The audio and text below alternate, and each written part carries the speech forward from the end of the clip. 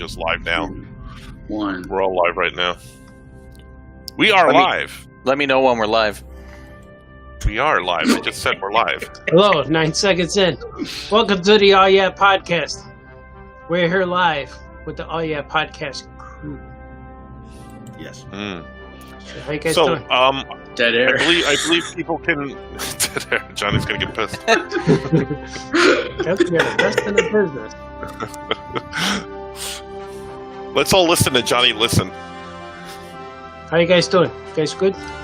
Yeah, All right. I'm alive. Johnny's gonna yell at us again. Yeah. What happened to you? Well, should I start from the man. beginning? Yes. Please. I want to hear this. So, we have baby that was due on Leap Day, February 29th. Baby Felicity, who arrived March 4th. Congratulations. Thank you. Oh yeah, man. And Indeed. this is actually, I have a story about this, the delivery room, and it's tied to the All Yeah podcast, if you can believe it. But before then, let me backtrack. So my wife's name is Kendra, and Johnny's accidentally called her Kendall before. Several times, called her Kendall. Yeah. So He still calls her Kendall. yeah, Well, now so it's we're more of a joke, but yeah, I do still call it. she's in labor, and it's like, this is a special moment. The baby's about to arrive, and I'm just so focused. And the nurse delivering the baby keeps saying, "Come on, Kendall, push, Kendall." So all I can think of during the birth of my child is Johnny. And that's I'm laughing, and I'm thinking, this is not the way this was supposed to go. Babies. She arrived, and I'm holding her, and I'm thinking of Johnny saying Kendall. That's not a pregnancy. Yeah. That's funny. So, and then we brought baby Felicity home, and I started getting real sick as all this coronavirus news is going on. Yeah. And I had like the checklist of all the symptoms, like 104.5 degree temperature, shit, like body aches, chills, headache, all the stuff. And I'm watching the news, and the president says, if you need to get tested, you can get tested. Well, that wasn't true, because my doctor was trying to get me tested. So the president isn't exactly right. So by the time I was tested, I tested negative for the virus, but I had been fever-free for 2 days. So my doctor still says you could have had the virus, because I was tested for all these other viruses and flus, and I tested negative for those as well. So no one really knows what I had. Did you have trouble breathing? Yeah, I did. Yeah, at night, Well, there you my go. chest. Yeah. Maybe. Yep. Wow. So. Yeah, when you hit 104, I'm like, oh, he's got it. I mean, show of hands, who thought Scoot had it? It already counts twice, so He four of tells us a all nice did. story. Late vote, Yeah. Franco, exactly. Oh, so then the other part of the story, the worst part, isn't like, obviously I felt that was like the worst I've ever felt with that 104 degree temperature. But the worst part is waiting for the test results took a week, and I was under quarantine in my own house, so I couldn't see the baby. Aw. My son Oliver, who's 4, had to stay with my parents, and I just was like upstairs, like living a different life than Kendra and the baby downstairs. So Oh, man. I would see her in passing and wave, but then she would like disinfect everything I touched in the living room and the kitchen. So yeah, I basically just stayed upstairs, and I was still feeling kind of like, I was trying to get back on track, so I wasn't even feeling like good enough to draw until, later on when everything kind of got back to normal. So that's where I've been. Hi, honey. Hi, baby. I love you. That's great. Yeah. Kendall. Push, So Kendall. Push. So you, Come on, are you Kendall. drawing now, Scoot? Yeah, I'm Can you drawing. get I was back drawing to some cartoons today. I posted them on Facebook and Instagram. Scoot saw it. Comics is my Instagram. And I saw you guys liked them, so that's nice of you. Johnny didn't like any of them, but you guys did. I liked a bunch of them on Instagram. You lie, sir. So that's enough from me, though. I'll be right back. Exactly. Yeah, you talked. That's more than you talked on the last 3 podcasts. I know. Well, now you're on here. You can't hide now. We could see you. Yeah. Yeah. And I can That's tell when good. you're just doing a home improvement project while you're drawing.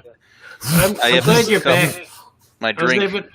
I like your video of your baby girl you sent us, too. Oh, where I she's like that, man. She's Yeah. How did you Gatorade. get George Clooney to join the stream? Yeah. Well, it Yeah. wasn't bad. They just asked me, That was asked by Wayne. I just put out instructions on the Facebook stream on how to circumvent and get their names on here, because right now you see this is blank, so I just did that for the users. Nice. Yeah. I can hear you twice now too. But sorry. I'm trying to share it. I don't know how yet, so I'll share it after we're done instead of messing around. But I'm glad Scoot's back. I missed you. Scoot, what kind of head is that you have there, Scoot? You know, do the impression. Well, it looks like your hat is Lebanese, and it's from Toledo, and it looks like a mud hen's hat. Oh, what do you know?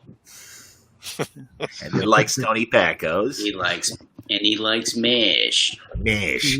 Yes, from the show MASH. Mashed potatoes. The baby. Television series MASH. Incidentally, I spent most of that time in various stages of dress that actually were worn by stars of the Fox lot. This was the Anna Durbin's dress. That's true. He tells a story about, I think it was Mae West or somebody, he was wearing one of her dresses. Yeah. And I saw her in the commissary, and she came over to me, and she said, "Oh, you wore that dress better than I did." Ha ha ha. Oh, here's a good one. Here's another funny one. No, that's When what I he parked does. at Jerry Lewis's for a big party he was having. Yeah. Didn't they say like Klinger's a Disney princess now? Somehow Yes. MASH was owned by someone who got bought by someone who now is owned by Disney. Now he's Yeah, a princess. Fox. Yeah, Fox Mhm. Studios on MASH. So, yes. True. Ooh, I like the Kurt Swan icon that Robert Thompson has. Thank you, yeah. Robert Thompson. What's he say? Like the shades, shades. right? Shades. Oh yeah. Cool, man. I got him from my son, and we were about to stream, and I walked upstairs and I said, "I need sunglasses. Do we have sunglasses?" And Gordy looked at me and says, "Hold on, I'll get them. I got some." So he said, "Here you go, Dad." He's all cool. Here you go. I was going to say with that picture of Kurt Swan Superman, that's that face he makes every time he's coming back from a night with Lois. Hey, how'd it go, Clark? Is that right? Yeah. Big all wink. right, all right. I like Pink very much, Lois. That's what he Exactly. was saying. What if McConaughey was Clark Kent? How would that sound? I wonder. You know? That's right, man. I like Pink very much, Lois. The Loises keep getting younger, and Ice keeps getting. What's the line from? Yeah. I keep getting older, but Lois still stays the same age. Lois stays the same. She was the First bunch words of ever said on film. All right, all right, all right. all dressed up, very sharp. All right, all Kevin right. Bixby, my brother, Kryptonite. man, There he is. got the best last name in history. Wow. Bixby. Hey, we had Watching dinner with that guy. I was thirsty. When Clearly. Skoke's done with that, he's going to pee in it. Well, yeah, there's enough room, right? He's gonna I fill might it right have back to. up. If the plumbing stops working, if it Yeah. gets to that, I might have I'll to do fart that. in a jar, just like Jamie's bar. Save Tacos, gas, pickles fart in a jar. jar. Now that I would buy. Mm-hmm. That was a big No. energy crisis bumper sticker. Save gas during the energy crisis, fart in a jar. Oh, really? Ooh, really? That was in the what? That was in the 1930s, right? When you were a It was the teenager. 70s. That was the 70s. Oh. I'm like, it's like Rocky. What was that from? The 80s? I think it was from the 70s. Always a pretty good name. Oh, yeah. Paulie's a pretty good name. The cool thing about these glasses, I could close my eyes. You guys don't know. Just like fifth grade all over again, exactly. Mr. Baltazar, would you like to join the class in a discussion? Mm-hmm. Mr. I Bassett. remember getting yelled at in 6th or 7th grade, and the class was real quiet. And the teachers were strict in my 6th, 7th, and 8th grade class. And I leaned over to say something really quietly to somebody, and the teacher said, "Mr. Baltazar, what is the problem?" I'm like, "Nothing, ma'am." You know, that was it. Was your teacher Louis Gossett Jr.? It should have been, right? Mr. She Basso. made me do push-ups. But We had we had a teacher in high school, geometry teacher, and he would talk like this, and his expressions and his hands would move this fast. He was his name was Murray Lotion, and all of his kids called him Slow Motion Lotion. slow motion. Lotion. Yeah. That's a good name to have. Please, class, please. Bueller. Yeah. Bueller. We called him No Hurry Murray Slow Motion Lotion. That's what we Mhm. called him. when it was a couple months after and this is a funny story, because it starts off sad. When I was in the throes of mourning for my father, who died during my junior year, I was in Spanish class, and you're bummed, so you're spacing out, you're not paying attention, and the teachers were great, they really understood, but this one's Mrs. Friedman, and she wasn't being mean, but I was angry Yoko Chips, I was angry at the world, and I think you were angry Yoko Chips your whole life, your entire life. So I'm, she's like, John, why don't you take question 11? And I'm like, I spaced out. I'm like, I'm sorry, where are we? And everybody started laughing. And she's like, that's okay. Someone else can do it. I'm like, hey, I'll answer the question. Just tell me what number it was. And I said, I'll be happy to answer it. And she's like, no, that's okay. That's fine. And this kid leans over and goes to me, way to go, stupido, because it was Spanish class. And I turned around and went, F-O, alpho, asshole. And I didn't use the F-O. I used the real words. And my one Betty just cackled like, ha, ha, ha. And I got sent out of the class. And I'm like, okay. And the principal was just like, John, look, we're all on your side, man. And we know you're going through some tough times right now, but you can't do that. And I'm like, I know, I'm sorry. I know. I'm really sorry. Oh, I liked it. So I like that a lot. I liked it. There's a question for you and Scoot there. There you go. What's Scoot's origin story in regards to the Yeah crew? Same for John. Does John remember the first meeting? I remember. I don't even know this story. I remember when we met. That question first, Scoot. Oh yeah, for Scoot. I met Art and Franco a couple times at Wizard World Chicago back when it was a big show, and I gave you guys some little sketch, like little stapled comics that I made, Super Kings, I think. And I told Art, and I had a mutual friend, Corey Barba, and Art told me he was a good man, sir. Mm-hmm. And then a year later, I saw you at the show again, and you were just starting All Yeah Comics, and you asked me if I wanted to do some cartooning for you guys, and that was it. I remember you gave me your book. First time I met you, you gave me your book, The Super Kings, and I took it home and put them in my pile. And then eventually I look at the pile, or I give them to my wife to read, and I always ask her which books which are good. Get rid of the bad ones, keep the good ones.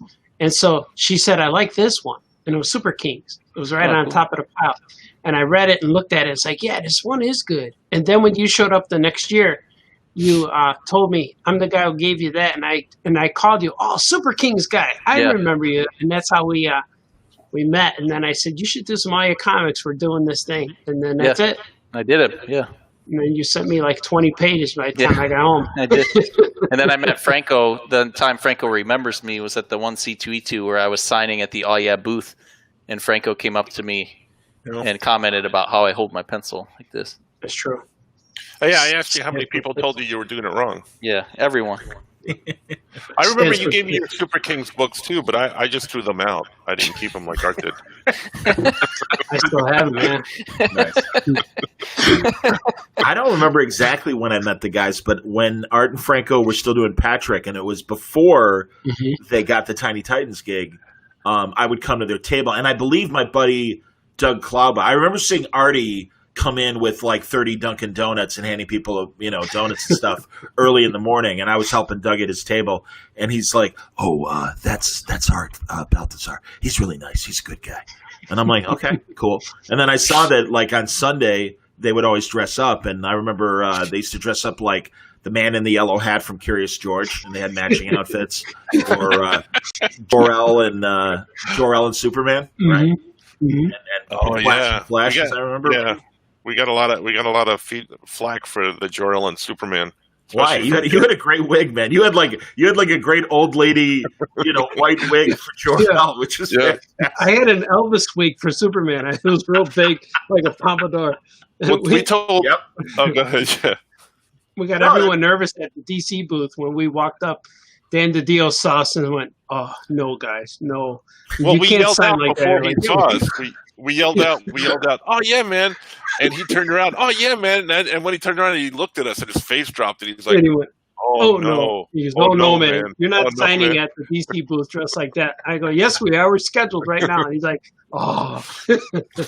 But Johnny, when we first met, the way I met you is I went to FX Con and was staying with Brother Bear, And he told me, you have to sleep on the couch tonight, sir, because we're flying in a guy, John Suntress. He's going to get to bed. I'm like, who is this John? Who is it? How's that? And he said, I rated a bet over our already famous. and then he says, he told me, he goes, well, we're flying him in. I go, well, you guys flew me in too. And he goes, yeah, but you're my friend and you're going to sleep on the couch. So I said, if somehow your flight got delayed or something. And I kept saying, who is this guy? Where is he? And then he says, well, he's not here yet. It's 1 a.m. He said, I'm going to bed. I'm using the bed. He gets the Oprah couch. Yeah, it was like an Oprah couch, the couch she has on her show. It was gigantic. It was a comfortable couch. Yeah, it looked comfy. I knew I was going to be spring breaking it in terms of 8 guys in a room. It was okay. Then when I woke up, that's when I met you because you were on the couch. Are you Johnny? Are you John Suntress? And that's how we met. That's true. And that was those 2 years at FXCon. Those were great.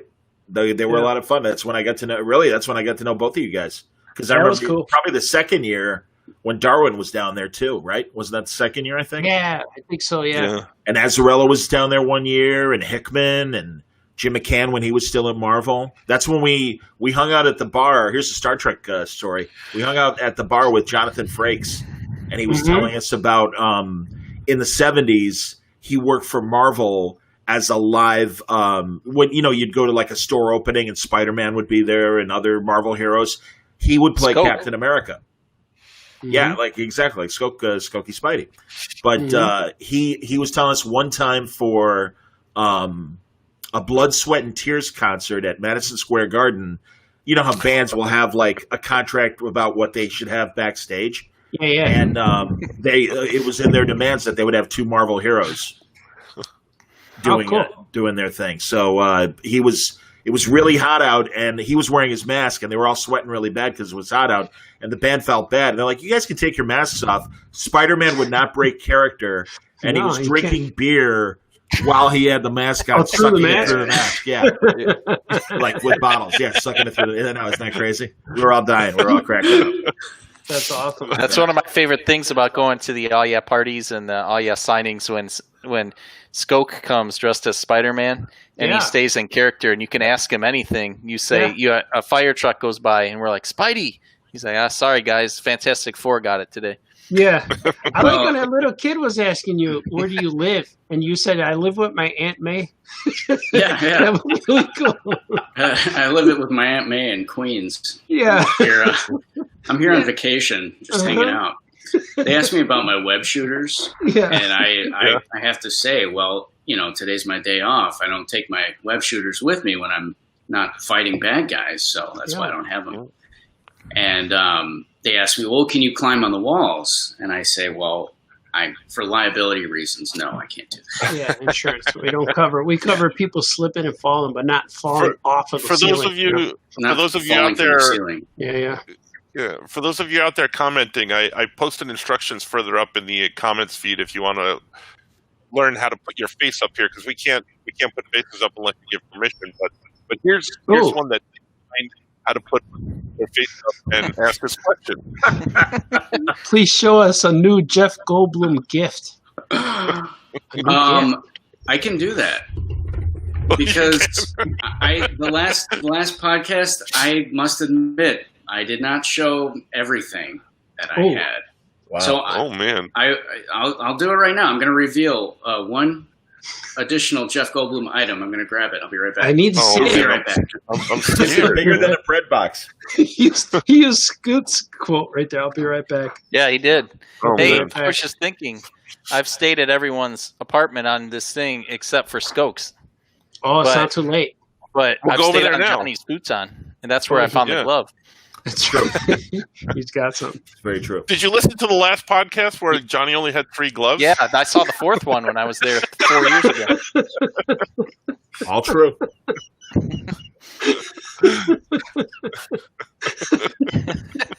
It hurts. I gotta go. It hurts. I'm only left. Oh, nice. Oh, it hurts. Oh, man. Look at that. Who drew it? That's a great question. I wish I knew the artist, Jeff Goldblum drew it. but I would need to take it out of the frame to look. But this was a gift from my brother. Again, this was a Christmas gift. It says, "All that glitters is Goldblum." Oh, And that's beautiful. it came framed like this too. I opened this package, and it was this nice framed Jeff Goldblum art. So this I just took off the wall in my apartment. So this is definitely hanging up for all to see, and I love it. You realize that the next time you show up at a show, people are going to start giving you Jeff Goldblum items. Oh, I hope so. We should say give Jeff Goldblum things when you see him. It's been my plan all along. Just like someone gave me a Jamie Farr MASH figure one time at a Comic-Con. Hey, Did they really? Really? And it was right there. dress sold separately. That's cool. What, are you sure that might have been me? Fingers. It What was are you. doing? That's what I'm pointing What is to. your problem? Yeah. Like it's cool for you, but for us, it's giant hand. I'm pointing to awesome, man. Skoke. He's pointing to me. Yeah. I'm enjoying it. You look like Dr. Zaius when you do it. Good Lord. Instead, I will be Junior Birdman. Welcome to the Justice League. I like that. Do we have any business today? I like that. That's something I wouldn't think I would heard all day. You look like Dr. Zaius when you do it. No, man. Phase 1 is going well, human. The pandemic is spreading. Soon they will be mute. Speaking of That's true. pandemics, I have a Yeah, go ahead. I have a Sorry. special request from some of my fellow podcasters to tell a story about when I was in college. Yeah. And, You need to tell this I think one. I told. I don't know if I told before. I told Franco and Skoke. Yeah, you told us in Chicago, and we begged you. We said you have to tell this on the next Yeah, podcast. this is a true story. All of it's true. During that summer, before I went back to college, I broke my tailbone. I broke it. I crashed on a bike, and like when you get on a bike, and when you're a kid, you put your foot on a pedal, and then you flip over the bike and land, and you land, and you pedal away, and you could cycle it, and you're all skillful and stuff. Well, I used to do it all the time, but this particular day, I walked through the grass, and it just rained all night. The grass was very wet. So when I put my foot on a pedal and took off and threw my leg around, my feet were wet, and I slammed and broke my tailbone on the seat. So I was like this. Here's what it looked like. Boom! So I got my seat got very friendly with me, but it broke. How friendly did it get? So far, it broke my coccyx. So my last bone. Say it like John Travolta, please. My Yeah, God, yeah. Wait, Thank you. my Broke my coccyx. coccyx. I broke my coccyx. Thank So you. my coccyx, people's looks like this, all right? But my last bone is like twisted and bent this way. So it's like a fishing hook. So it's like that still to this day. Twisted And coccyx. so I can't sit very long on uncomfortable chairs. So anyway, at that time, I was on medication. I had painkillers every morning. Yeah, I was high all the time. So I would, in the morning, I'd take one because I'm suffering. I got to go to school, get on a bus. And so I don't know why I'm echoing. Let me see. Let me take care of this. But I would go to school and I would go to school and to go to my writing class, go to my art classes and all these things. But I didn't notice anything because everything's happening in my head. So at the end of the semester, the teacher had, we had one-on-one with the teachers. And I'm trying to get rid of echo. I'm sorry, guys. And we had one-on-one with the teachers at the end of the semester. And she said, you go in there and analyze your grade. She goes, oh, you're going to get an A or a B or so. But she said, were you on any prescription drug medication throughout the semester? And I said, yes, I was. And she goes, oh, that explains a lot. And I said, well, why? What are you talking about? She said, because we couldn't start the class until you told us the latest news about cactuses. We had to talk about cactuses 15 minutes before every class. And so we were talking about, I would just have a story about a cactus. Cactuses. We talk about cactuses for 15 minutes. But then I thought about it, and there was one time I went in class. I'm going to do like this because I'm hearing echoes. So I went to class one time, And I sat next to class. This is a true story. I don't mean to offend anybody who's quite large, but this is what happened. So I went to class and I sat next to this girl in class. She became a friend of mine that semester. But I sat next to her and looked at her and says, you know what? I bet you my coat, I bet you I could wear your coat. I bet your coat fits. I bet your shoes fit me. And she went, what? And so first we took our shoes off and we traded shoes. And then I said, I bet your coat fits me. So we traded coats. And I said, I bet your shirts fit me. And so we traded our clothes before the teacher got there. So when the teacher walked in the room, I was wearing all of her clothes and she was wearing all of my clothes. And it was winter, so we had multiple layers. But I had I was wearing all her clothes. I had a girl's coat, a girl's sweater, and then she had all my man stuff on, and we had different shoes. And we did the whole class like that. We sat in class. It was fiction writing class, so we sat there the whole time with our stuff. And then at the end, we went back and fixed it. But I think we actually went to lunch after the class. So that was a little bit something. I told those guys in C2 too. But that was pretty cool. That was like the best semester I've ever had because I don't remember it quite as everyone else does. But I'm really curious of what I said about cactuses. That would have been interesting. You were the cacti guy. The cacti guy. And she said she would just give me the floor for like 15 minutes and I would talk. And then we done? Like, okay, I'm finished. Then we'd start the class. And you have no idea what you would talk about with cactuses. No, she said we couldn't start the class until you talked about cactuses. Till you were finished talking about cactuses. And then that girl, I remember her. I forget her name, but I just remember all that. And I just remember the shoes fit really good. We switched shoes.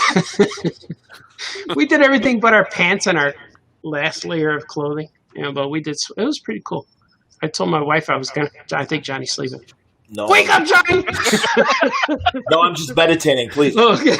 I know that when I tell my long stories, that I know I have the possibility that you're going to pass out. The last time I told that wrestling story, I'm thinking in my head, why am I talking for so long? No one's interrupting me. And then I look at and you're passed out. Grandpa's asleep. Yeah, he falls over. And that was at the 2-hour, 20-minute mark. So I get it. It's 2 hours.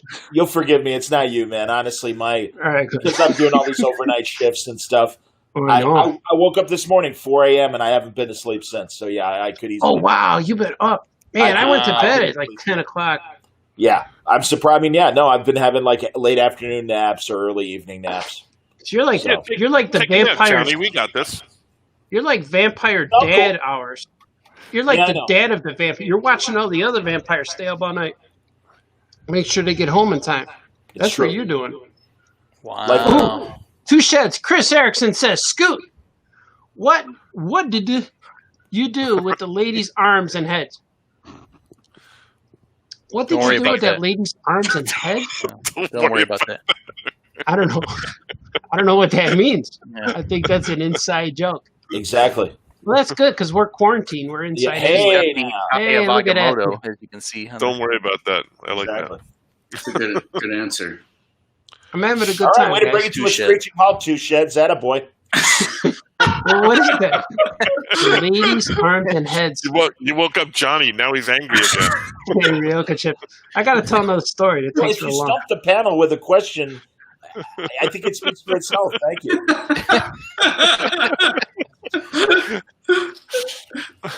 I think the best of the business.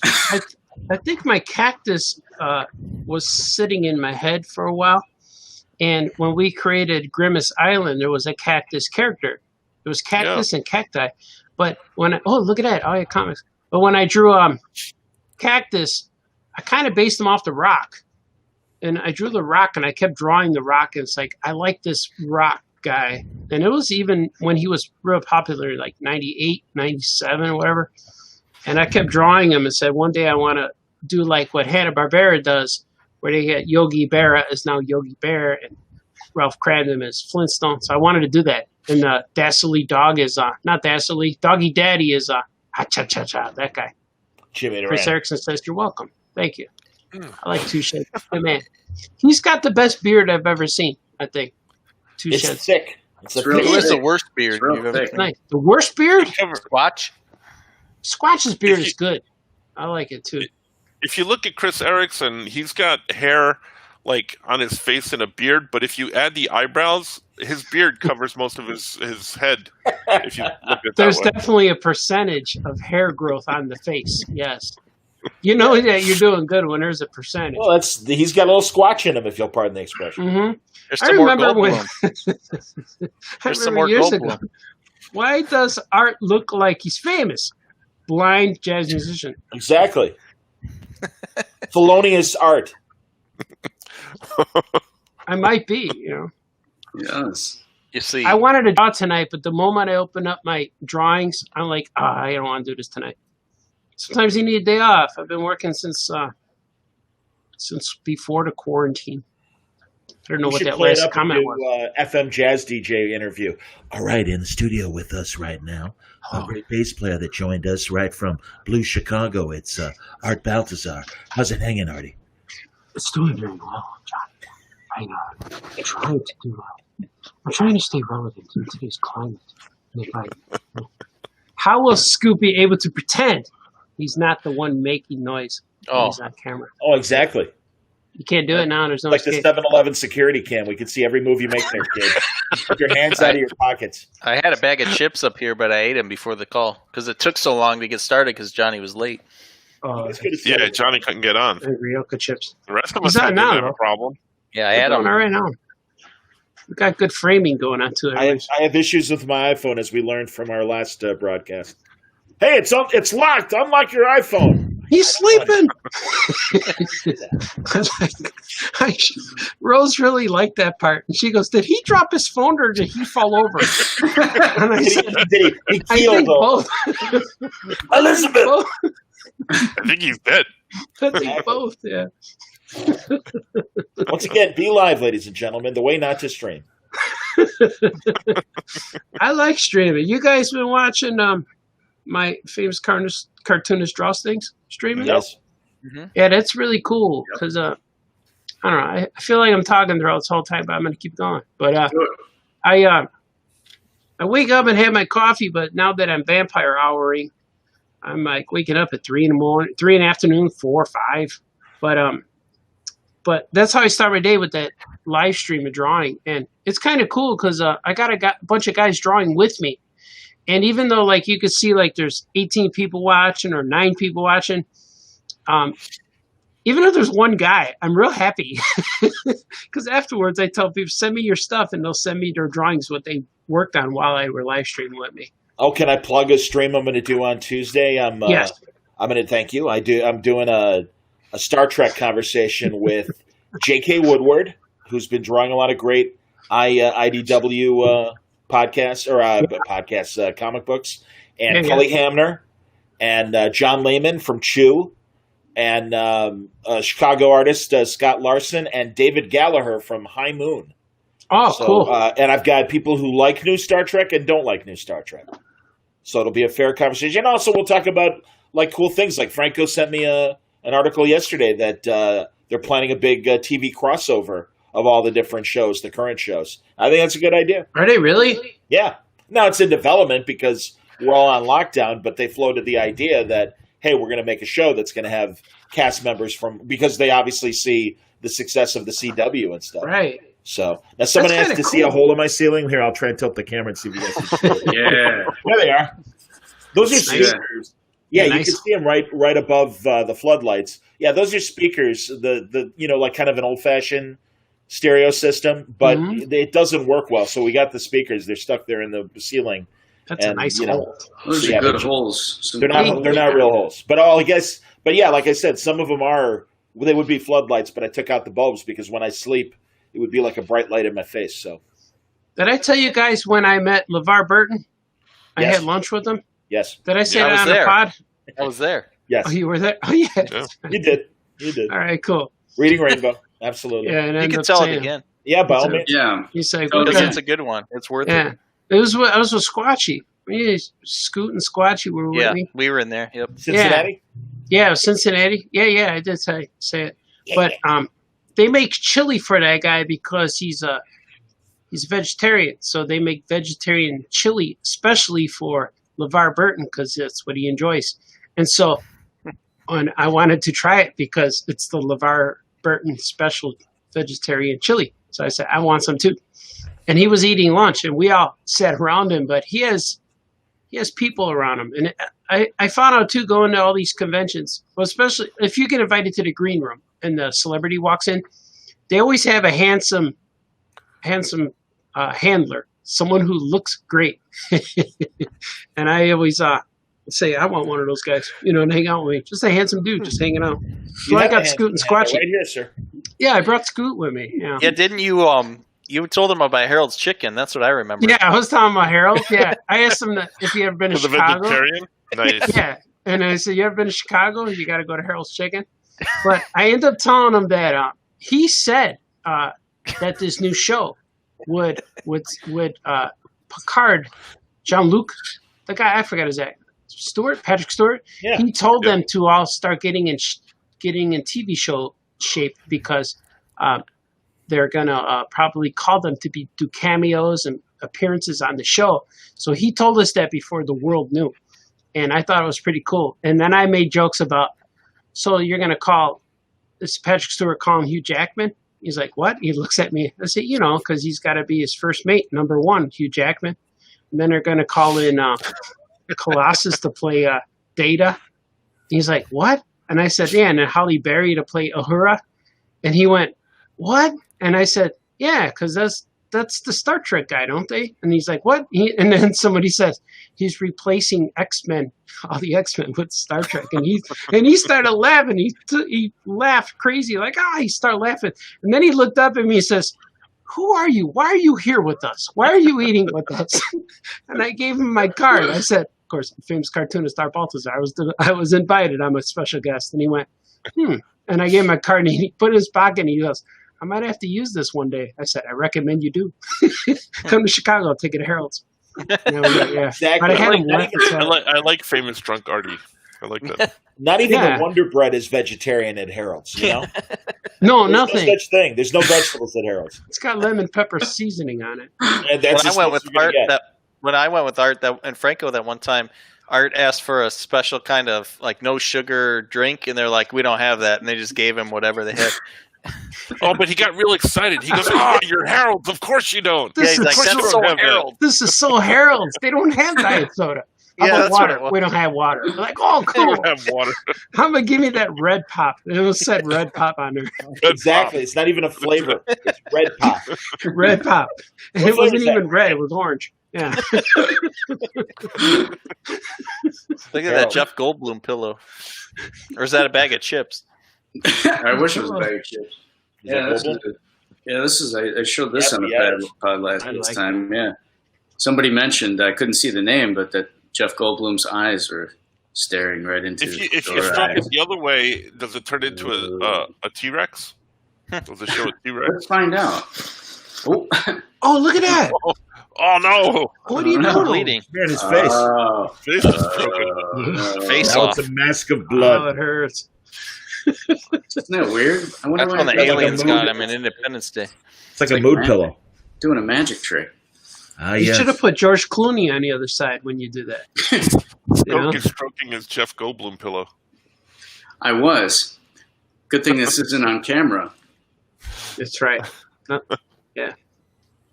Couldn't come right back here. You stay there, Jeff. Jeff is awesome. Yeah. You know, Gigantic. I had a great time showing everybody my Jeff Goldblum shower curtain last time on the pod. I found a few other items around the apartment that I have that perhaps you guys might enjoy seeing. I'm scared, but yes. Yeah, I want to see them. You want to see them? Mm-hmm. Yeah. All right. Well, I'll start with this one. This is this was on the fridge. I took it down temporarily. This is a Fantasy Island magnet. Do you realize? That's a magnet? It's a How magnet. big is that? You can put that. can hang your report card up with My this. fantasy that I hang on your refrigerator, perhaps adhering a calendar or a child's art. Is your refrigerator Corinthian leather? Is it made out of Corinthian leather? Corinthian leather. Plus, I am holding up a recipe on this refrigerator door. Thank you, Tattoo. Also on the fridge, we have this nice Screech Saved by the Bell magnet. Oh, Dustin Diamond. This was a gift. A friend of mine gave this to me. Isn't he in jail? I love that. He's in prison. My friend or Screech? Screech. Both. Yeah, probably both. Screech I'd was like to in be at porn. the sweatshop that makes these magnets. We got Urkel, we got Mr. Rorkin Tattoo, and we got Screech. Who are the other? Go on. There's got to be more. We have there's another magnet. This is the Jamie Farr. current ambassador to North Korea, Dennis Rodman. Oh, course. I like that. Oh, there you go. I like that Classic, one. Your Chicago Bulls. The worm. I'll have to get my refrigerator magnets that I have of a very famous cartoonist, but not Artie, unfortunately. But a friend of the podcast when he was alive. Oh, man. He's a dead famous cartoon. Yeah, but he's a good man. And Is it actually, Charles Schultz? we hung out with him at the FX Con. That's a big hit. Pour one out. I don't know. That good who we're man. talking about. I know who he is. I'll get those while you're showing your stuff there, sir. You should. I know who it is, but I won't spoil Who's it. that? Man, why does he Oh, hate us? nice. It's Chewbacca to Wubaka. This is a Chewbacca pipe. I was told. Hey, awesome. Oh, wow. Oh, wow. Oh, wow. Look at the face on it, though. What's going on there? I think I just broke it. It's a Squatch. It's a Squatch one. One of our callers says the Good. Screech magnet will help with any diet. That's true. It scares you when you try to open a fridge. Take me to the fridge. Dun, dun, dun, dun, dun. Well, My speaking kids of tell me the not fridge, to dab anymore. It's not cool anymore. Sorry. Why did Johnny hate us? He left. Why does he hate Robert us? Thompson says, they're all gifts. No sane man would buy these things for themselves. That's true. exactly. We give them all the Skoke. This is a record. This is Walter Payton I doing know it right. Yeah, I know that. Is this a song? Does he sing this? I don't even know. I think he does. This is from Kentucky Fried Chicken. There's a record in there. Kentucky Fried Chicken put this fine item out there. for That's the world beautiful, world. Skoke. Someday I hope to get a record player and play this. Is it one of those floppy ones? You ever get those ones in books where it's all like floppy, like a piece of paper, and you had to put it on the record player and play it? Floppy Mhm. pants. Yeah. That's exactly what it is. It's real Yeah. floppy. That's Here's another gift. The Farting Animals coloring book. How did they know? How did they know? Do This all is my animals kinda- do that? I wonder if that proves that in there. Is the picture of Johnny's fart in there? No. That's definitely a fox, though. Is Johnny's picture in there? No? Johnny's wandering around like a Squatch back there. What's he doing back there? He went forgot looking we were for the potting. glove. He's looking for his glove. In honor of Johnny, I do have a glove. Here's a glove. My Spider-Man glove. He's just wandering around back there. Okay. There it is. I guess when Skoke goes to get stuff, nobody says anything. But how abnormal. Bye, that's so odd. What could he possibly be doing? And jobs. All of you. Oh, be careful, Johnny. Come on, man. Too late. Be careful. No, I brought my. No, please continue. Our listener I'll says, finish what you're finishing. What is it? just thought I'd share my 4-year-old daughter and I are watching them. She's fascinated with knowing all your names. Sorry, Well, sorry thank about you. the outburst there, sir. Thank you. Sorry about the Chewbacca. I like it. Sorry about the Chewbacca. What did you have in your hand there, Skoke? This is Dumb and Dumber, the novelization. because there were so many unanswered questions from the movie. It's really thin. And sadly, this is the abridged version. It doesn't include everything in here. Why would it be? Why wouldn't it be? I like Robert Thompson's comment. I don't. Is this your apartment, or do you live at Spencer's Gifts? It's true. I think a little bit of both. That's a fine question. You would think, right? Why not both? Well, they omitted the part where Jim Carrey lights his gas on fire. It's not in the book. It's the abridged, one of the highlights. The Reader's Digest version of Dumb and Dumber. They used to do that. Yeah. Reader's Digest would have condensed books. Books are too long. We cut out half the story for you. The search for angry Yoko chips. Are you done? Is there more? Yeah, there's more. Oh yeah. It's This gigantic. is the final item. I don't know. Check this there out. you go. Oh, that's. I remember beautiful. that fateful day There it is. when I interviewed I Spider-Man. got it signed. Really? By your I crotch. did sign it. Hilarious. I forgot I signed it. Wow. I'm going to need that when the word balloon book is ready, because I don't think the original photographer is speaking to me anymore. Oh, what you doing, Gee, John? what are the odds? What are you gonna do? What you doing to that guy, John, or that woman? I don't know. Ooh, it's interesting. What's that? Sorry, I lied. There was one more thing. I lied. Remember when I told you that was the last one? I lied. Come This on. is a drawing. This is a drawing done by Scoot. Yeah, I remember that. Doing Jamie Farr from Certain Doom, and he's holding And then a, all you had comics Paco Hot party. Dog. There's Yeah. a Paco hot dog right there. That's awesome. Look at his nose. Yeah, I love thank you that you again, have- Scoot, for that. That was hanging in my kitchen. I just took it off the wall. Wow. I love you having That's, things that's not framed. one of the magnets on your fridge? No, I have magnets for my fridge. it would be the Oh, fridge. I like that. First, we got the And bat signal, and then a couple Man of Steel ones. There's Neil before Zod. I am the Hulk. Yeah, I don't know how blurry that is. I like that. Pretty blurry. Man of Steel. Nice. That's him. When he was handcuffed. Yeah. Yes. And then another Batman. I like Ooh. that one. That's a nice Yeah, one. Jose Luis Garcia Lopez. You are correct. Mhm. And then our dear departed friend Darwin Cook, a series of magnets that I adore. Oh, Darwin. Yeah. That's pretty cool. Let's toast to Darwin. Indeed, pour one out for him. Pour one out for Darwin. And then the Justice League. Mm. Yeah, another Darwin. I like the jug. The jug came back up. Yeah. And here's Superman saving a boy, young man. Young Oh, boy. that's cool. That's from the All Star, or is that Superman of Four Seasons? What's it called? I think it's from that. Remember that he had that month with all the variant covers, where he did a ton of amazing. Yeah, You that's know, right. I'm pretty sure they're all from that. And then finally, when the TV show came out, Oh, I got yeah. this, the Shield emblem, Agent Coulson. Yeah. Agent Coulson replaced me in the animated Spider-Man series as Peter Parker's principal. Did he really? Yeah.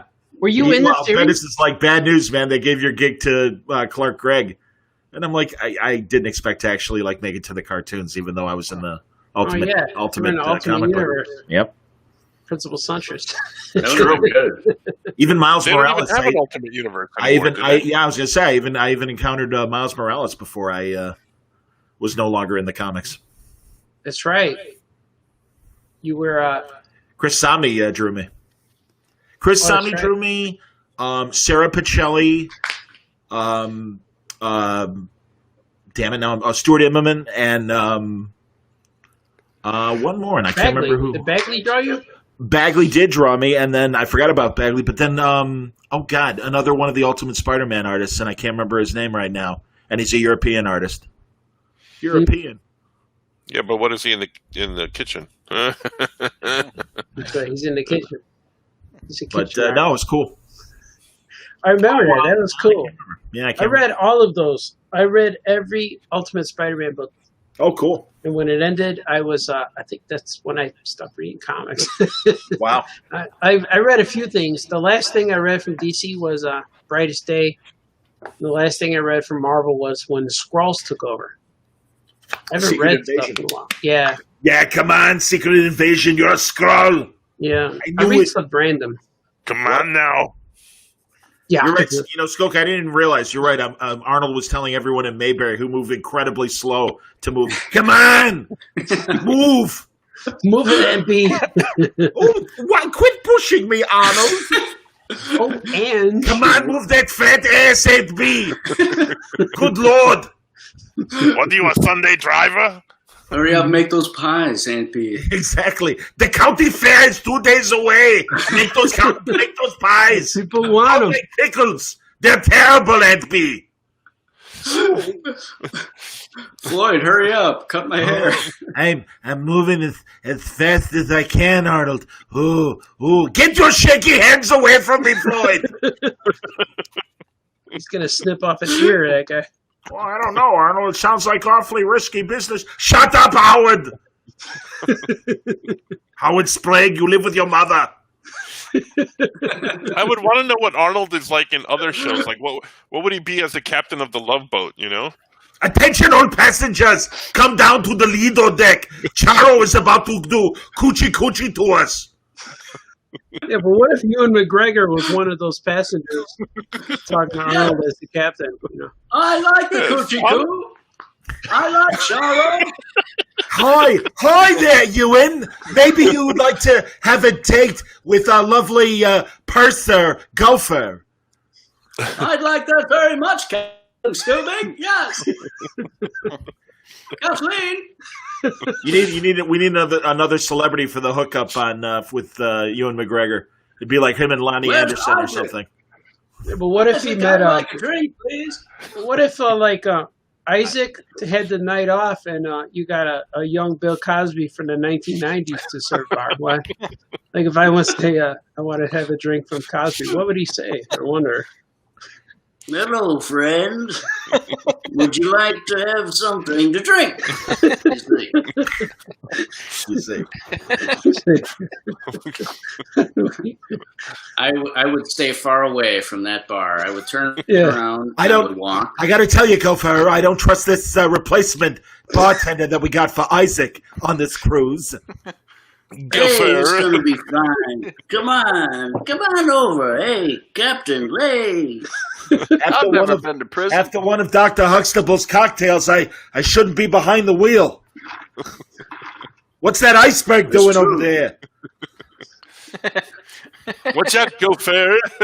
That's not a I nice love burger, you, that's Dr. Theo. Huxtable. One coochie Oh, no, coochie, we're gonna crash. two coochie coochies. Yes. Anakin, coochie coo. Kathleen Turner. Did you sing Charo washing her Obi-Wan. hands to 20 coochie coochies? That was pretty cool. Hey, Gwen is here. Hello, Skoke Gwen. ever do his Nick Offerman impression on the pod? Do you have a Nick Offerman impression, Skoke? I do. A little bit. Good.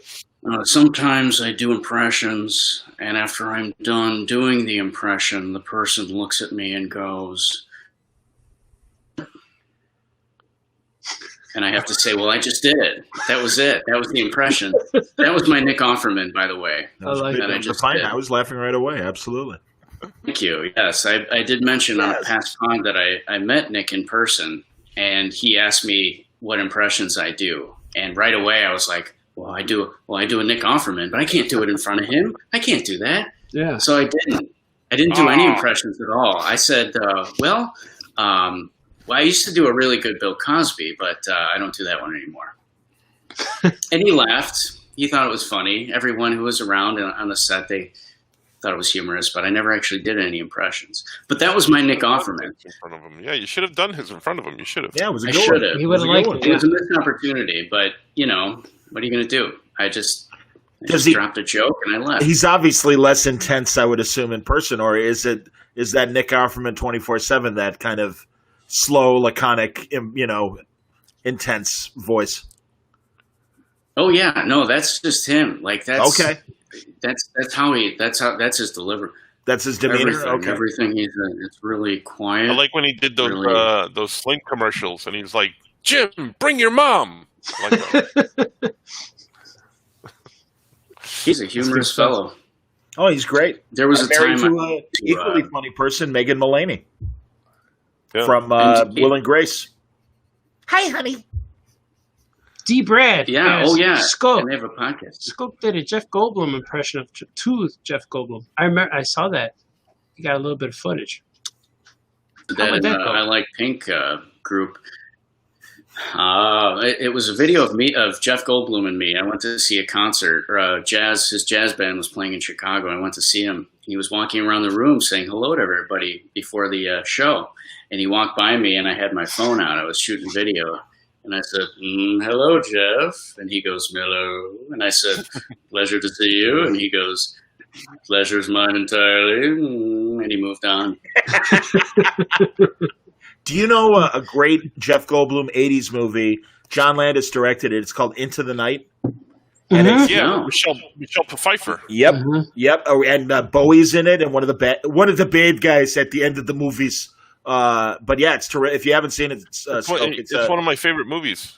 Me too, honestly. One of like a very cool, quirky 80s movie. That was one of the movies that was on TV all the time. Yes. We always had an on TV box in our house because my dad would make them. They were always in the house. We'd have on TV for 2 days, and then somebody would come and give him $50 and take our box, and he'd make a new one. Nice. Or he would order a new one. Was he? Was Jeff Goldblum in it, or was it Griffin Dunn? Well, that's a different movie, and that's the Martin Scorsese one called After Hours. After Hours, and right? That's a terrific movie as well. Right. But I would say Into the Night is a good double feature, actually. So if you only know one and not the other, do yourself a favor. While we're in lockdown, watch it. It's very good. Hurry up, watch it. Come on, come on, get the Shetland ponies. Netflix is starting.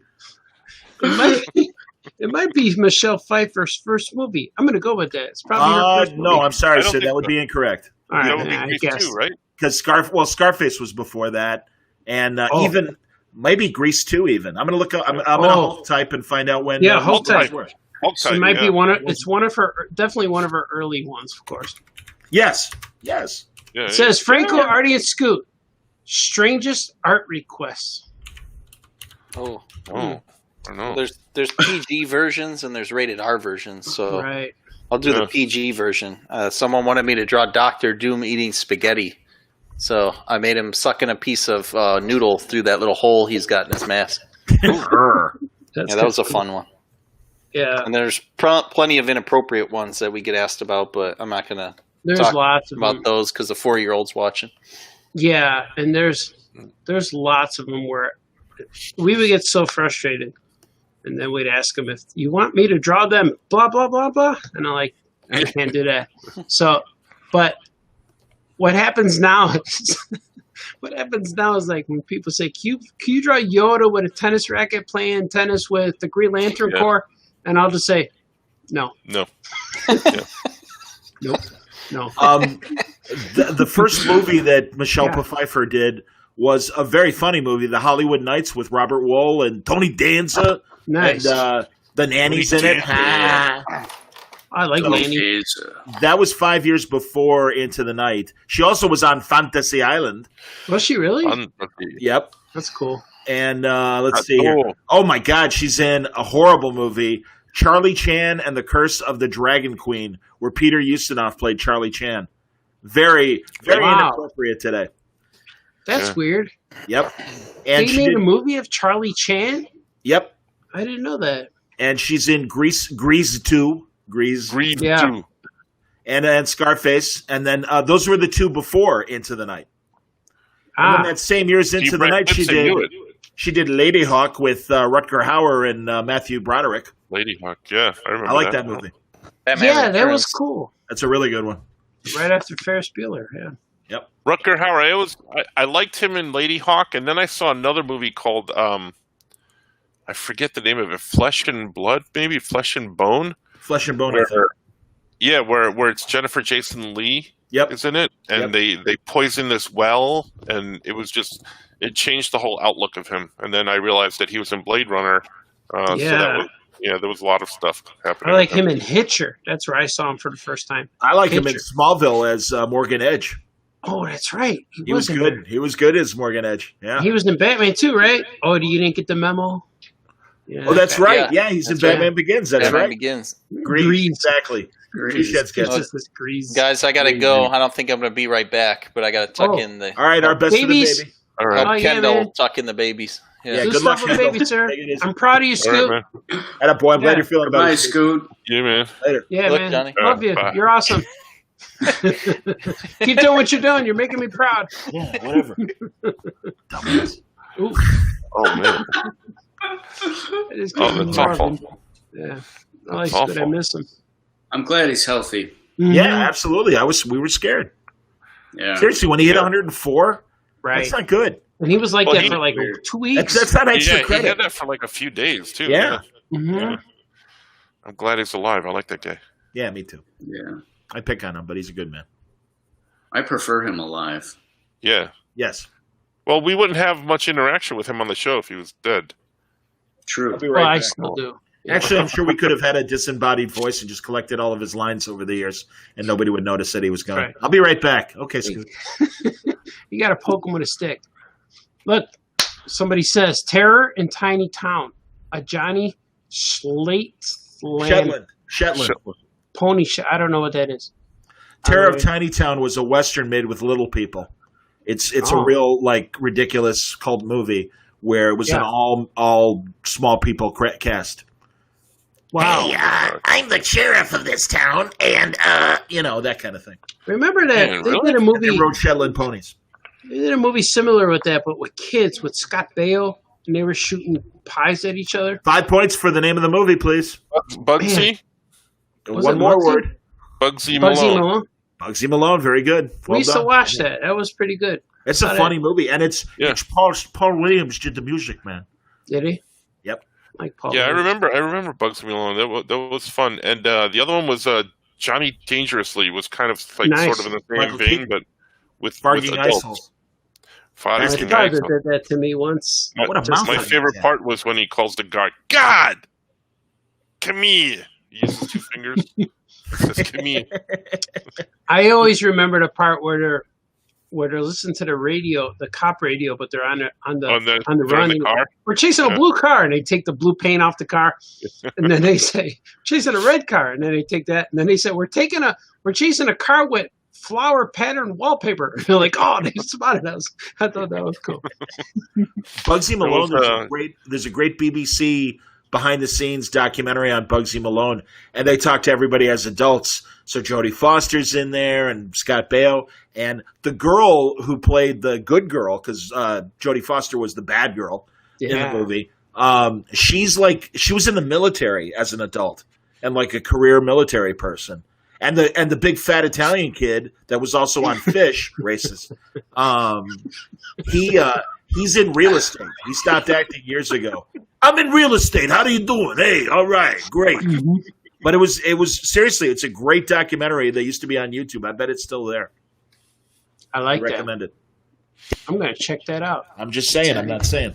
BBC One, BBC Two, BBC. Yeah, I'm gonna check that out. I'm telling you, it's good stuff. Seriously, do you guys ever like crawl down like YouTube rabbit holes where you see one thing and then all of a sudden it's 3 hours later and you've watched like 20 videos? I don't have time for that. I watch a video and then it just keeps going. I just let it play whatever. The only thing that bugs me is the ads, but Sure. I just get through them. They're only 30 seconds, so I'm drawn anyway. But I listen to I discover a lot of bands that way. Sure. I'm into Pomplamoose. Pomplamoose. Yes, they're very good. They're good, and I like these kids called Reina Del Cid. Is this girl and her girl partner. She plays a guitar with her, and these other guys and I forgot these other guys' names, but they're called the New Favorites. They're called. Oh, wow. Well, man, I just watch these kids play music, and I'm a big fan of talented kids playing cover songs. Sure. That's how to get you in there. But man, I just watch a lot of that stuff. YouTube is a great place. Regarding Pomplamoose, we owe a debt to Pomplamoose, and especially as the Crawl starts giving our Patreon addresses, because Jack from Pomplamoose co-created Patreon. That's right. He does his scary. He also has Scary Pockets, another band. Yes, but I heard that he created Patreon. Well, because they were like one of the early YouTube sensations, and back then YouTube had a better cut for advertising for the individual YouTuber and them. And then all of a sudden they changed their rules, and they would get like 100,000 views, and it's like, congratulations, you made $10 this month. Yeah. And it's like, yeah, thanks, great. So that's why he's like, hey, our content's worth more money than that. Let's take our viewers and listeners and everything else, cartooning and everything. And God, I mean, thank you, Jack Conte, for creating Patreon. Oh, I didn't know his name. Yeah. And I've been watching him, and there's a commercial I see when I watch the TV that I could swear it's their song in the commercial, but I can't remember what it is because the girl's voice is so unique. Yeah, Natalie Dawn. Natalie. Yeah.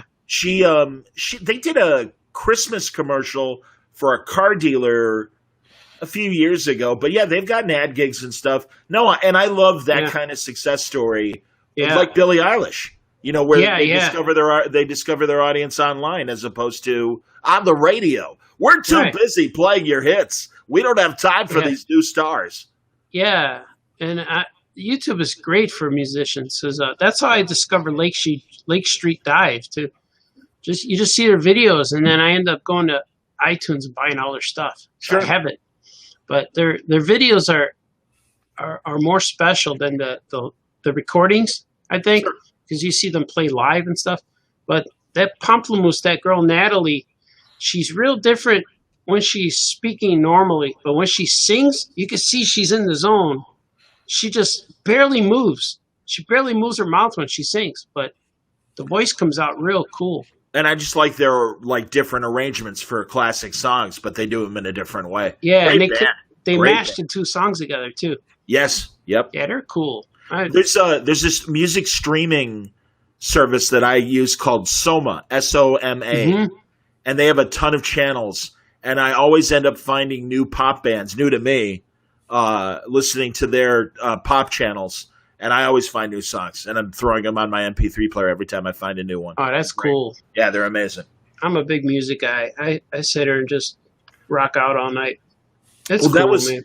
That was my intent getting into radio, was being like an FM rock DJ and program director. That was my initial ambition.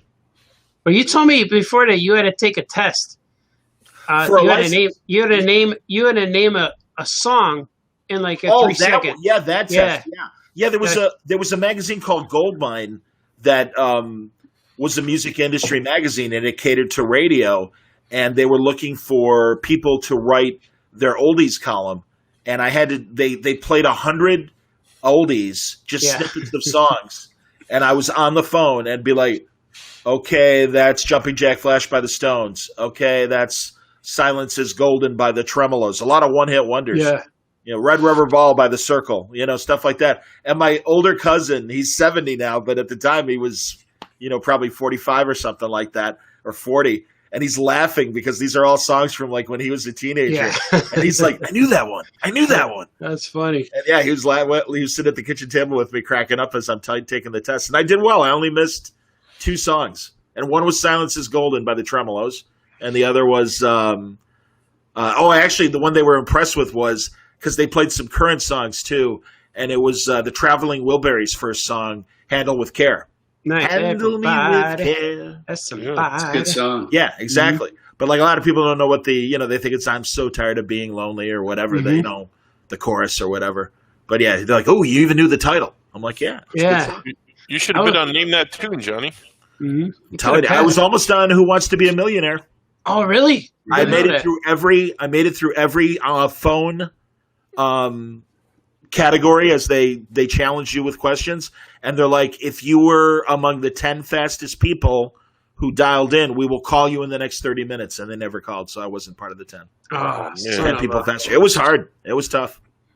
I went to my wife's friend's backyard party one time, And we're sitting there, and music's playing. There's food, we're chilling on a patio furniture. But every time a song came on, I would tell her, my wife's friend's husband, but he's an older guy. He's at least 20 years older than me. So every time a song came on, like it was My Girl would come on, I would say, My Girl, The Temptations, 1963, RCA Records, producer, and I would just say stuff. And then the next song would come on. Oh, that's Elvis Presley, Hound Dog, Aerostar Records. But they were sold to this. And I would do that all night. I would just make up stuff. And then finally he said, wow, you're really good. You really know your music. I said, yeah, watch the next song. And the next song will come on. Oh, that's an early song. That's Quincy Jones producer. I would just go on and on. And then finally a song came on that he knew. and then I said, oh, that's the Four Tops. He goes, you're wrong. That's not the Four. And he goes, you were lying this all night. What? Remember when I said I knew all those oldies? I lied. I got a few of them right, I'm sure. That's awesome. The song and the artist. No, So he caught on to me. It didn't work after that.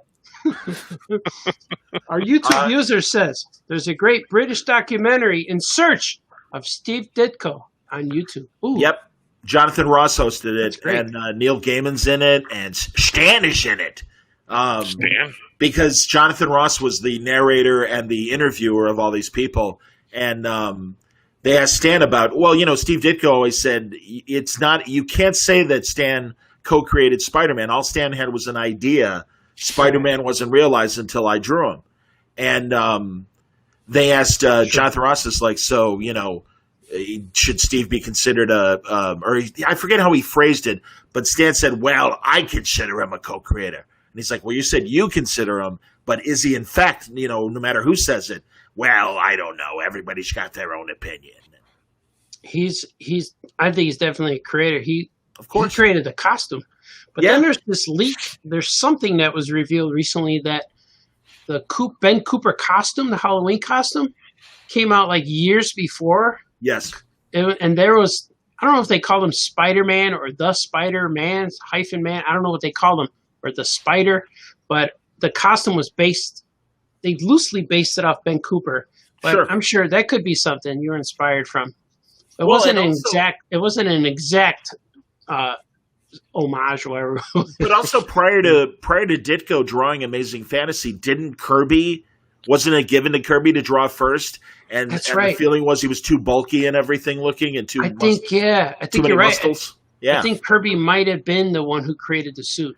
And also Simon and Kirby had a character called the Silver Scarab, and Joe Simon always claimed that that's where Stan got the idea for Spider-Man.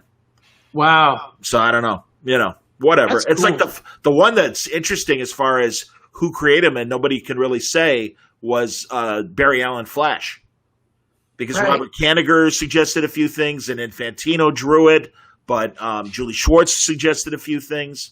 A lot of fathers in the room. And that's what people said about He-Man in that Toys That Made Us show. Yep. That's really cool. Yeah, I love that that reminds show. me, I got to reach out to that guy and try and get him back on Word Balloon. Oh, you had him, the creator of He-Man? Yeah, and once again, my computer ate the interview. I'm like, oh, God. You should get Marty Abrams. You guys don't know. I mean, honestly, and I know it's happened to our pod a few times. Yeah. Honestly, I die 1,000 deaths every time that happens. Oh, that's got to hurt bad. Get it record better. I can't figure out a good way to set up an external recorder and hook it up to my laptop so that I've got a separate digital recorder going. I've got separate recorders, but I can't ever find the right volume to do it. I can't do it. Can't do it. Come on. It's kind of like not being able to paste in copy from my text onto my laptop. Come on. Facebook user, yes, it was given to Kirby first. Exactly. Yeah. We know our trivia. I should mention, Jimmy Dunn wants to do a trivia show where we're all, he'll be the quiz master and we'll all play. Oh, cool. And I'm for that. That's okay. Jimmy maybe Dunn would lose. No, he wants to be the MC. Yeah, he would still lose. But Umka. If you will. He wants to be the Umka. Well, because I've been doing them for... I did one with Shauna and Julie Benson and Tom King. That's right. And I've got 2 others scheduled for next week. Oh man, This why coming did week. you ever invite us to these parties, man? Because you suck. Ooh, Oh. that's true. Oh, the phone dropped. Well, good thing you're not on it today. Yep. Is that floppy pants? No, it was on the couch, and I reached for my power cord here, but the phone dropped. But it's fine. It was a floppy couch. That's a good thing about quarantine, Johnny. You're not losing stuff in taxis anymore. It's true. Ubers, you know. God, I remember that. C2E2. Yeah, one of my first iPhones dropped out of my pants. Did you have to track down that guy and he wanted money or something? He was a student at Columbia College, and I had to wait all day until he was finally at home. But that's okay. I mean, at least he kept the phone. He was a good man. But didn't he want like $100 or something? Nope. No ransom. It says Batman wouldn't be the character we know without Bill Finger's input. That's You true. are correct. That's absolutely true. And they finally acknowledged him. That original Bob Kane drawing for Batman. He's got blonde hair, no mask. Yeah. His costume's like red and green. It's right. We were in San Diego. We were signing at the DC booth, and His Bill granddaughter? Finger's granddaughter came up to us and thanked us, and she liked all our stuff, and we're like, you know who we are? She goes, of course I do. So it was it's kind of weird and fun. That's awesome. Yeah, I like all these chance encounters we have. You're sitting here all the time, just home. Like this quarantine is very natural for me. But when you go out into the world, you see people who are actually paying attention to you being at home. Well, I'm nervous about what after the pandemic's over. Right. How's this going to impact conventions and live events? Right. And how long is it going to be for people to trust going to an event? Because, Dr. Fauci says if we don't have a vaccine, this could be a yearly thing.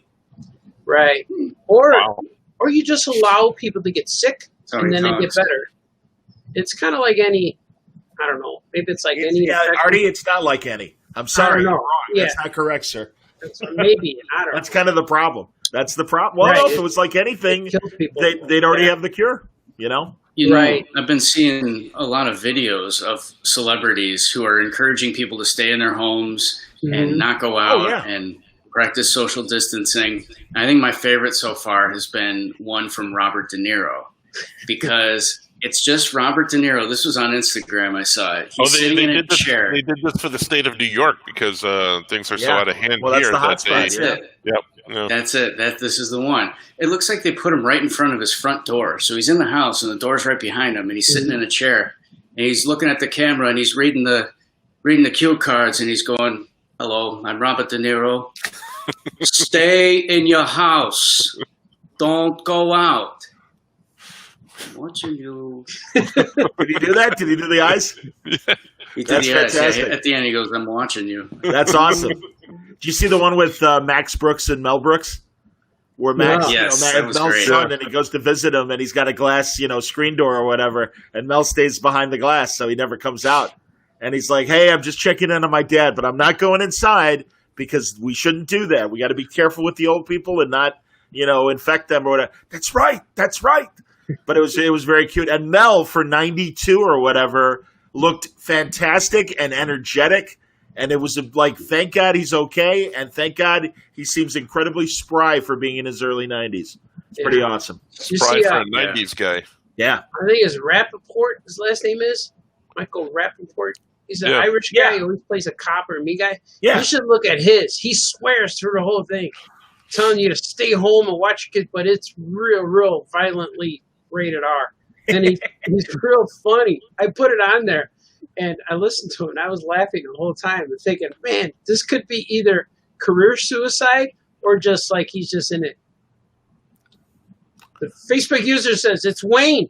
Even if there are cons this year, other countries may not let its citizens want citizens to leave their respective countries because it's not considered to be essential travel. Wow. That means Wayne will be stuck in poor Ottawa. We have to go see him. Yeah, but then we're bringing our American cooties to Canada. That's true. Yeah. It's a total new disease to humans. We have zero immunity to it, but at least it doesn't make apes smart. How do you know, human? Close. That's true. You have no proof. You don't know that yet. There must be something smarter than man, or what is it, better than man out there. I suppose this might mean the end of the human race if we're not careful, Dr. Death. Shut up, Cornelius, you idiot! If your species dominates me, let it begin. Don't make me pull out the sacred scroll to beat your ass. Well, anything after June, because I think I should be done with my deadlines by June, then anything can happen. I don't care. Let the apes take over. I don't care. I got enough space in my yard to grow corn. I'm going to grow corn and carrots, and I got a baseball bat, and I got a fence. So Artie's ready for the zombie apocalypse. I'm ready. I just have to finish my book. Corn? Why corn? They need to eat. Why not? I can make tamales and stuff. Tacos. I can make tortillas. And then carrots. Just carrots. Corn and carrots. Mm-hmm. The double C ranch. It cleans you right out. Corn is good. I already have onions growing in my yard. Like those little bitty onions. They're real small. Nice. Green onions? No, they're round ones. Like when we cut the lawn, it smells like onions. Because they're fresh. So the previous owners had it. We do not, because I don't trust them. They're small and they're weird looking. But we also have strawberries. Yeah, the onions. Once in a while, we'll cut the lawn and it'll smell like onions in the yard. It'll smell like Maxwell Street burgers. What's this onion smell? So you go to Maxwell Street on Halsted. Carrot tamales. Yeah, man. I'm gonna do it. My aunt used to take me to Maxwell Street with her because that was the neighborhood where she grew up, and it's just like in the Blues Brothers. That's how it was back then. Live music and people with tables just selling stuff off of like little card tables and stuff. It was fantastic, like a flea market. I used to go all the time. Yeah. Yep. And they had to keep moving it around because the college was building around there. But back in the day, I don't even like saying that. It's been a minute since then. It's been a minute, yeah. It used to be, you go down there all the time, and it was like that. People just, you don't want to drive down that street at all. It's awful. Oh, no. You park on, walk around. But it was cool, man. But my aunt was fearless because that was her old neighborhood. I don't care. I'm not scared. Fine, John. That's fine. Well, you just stay there. People don't bother you. And they know it was great. No, and the food was terrific. It was fantastic. We used to get good clothes there. Real cheap clothes. Socks, yeah. Inexpensive. Socks, yeah. Get 5 pairs of socks for $1. Yep. It was underwear. Cool. It used to be culturally insensitive named town. That's what it used to be called. That's sadly true. Yeah, but we're not going to say that here. No, we absolutely are not. Then it could be a soundbite. Yeah. It's a rude comment. Culturally insensitive town. Yeah. That's what it's called. But now it's just called Maxwell Street Market Days, right? Well, do they? I don't think they do it anymore. I'm guessing. I'm not sure. D. Brad Gibson says, movie tagline, he's got corn and a bat. Bring on the apocalypse. Yeah. In a world near collapse, Art Baltazar was ready. I'm ready. Corn. I don't care. Corn and a bat and Netflix. Look at him. Netflix goes away. Look at him. I'm not saying the guy's drinking water from a gallon jug. Look at him. He's almost there. I'm getting there. And yet I'm the one that's peeing like a racehorse. When me and my brother were little kids, we would have that gallon jug. And you finish a gallon of milk. And no matter what, finish a gallon of milk or finish a pitcher of lemonade, whatever it is, I would fill it all back up with water and tell my little brother, he's 4 years younger than me.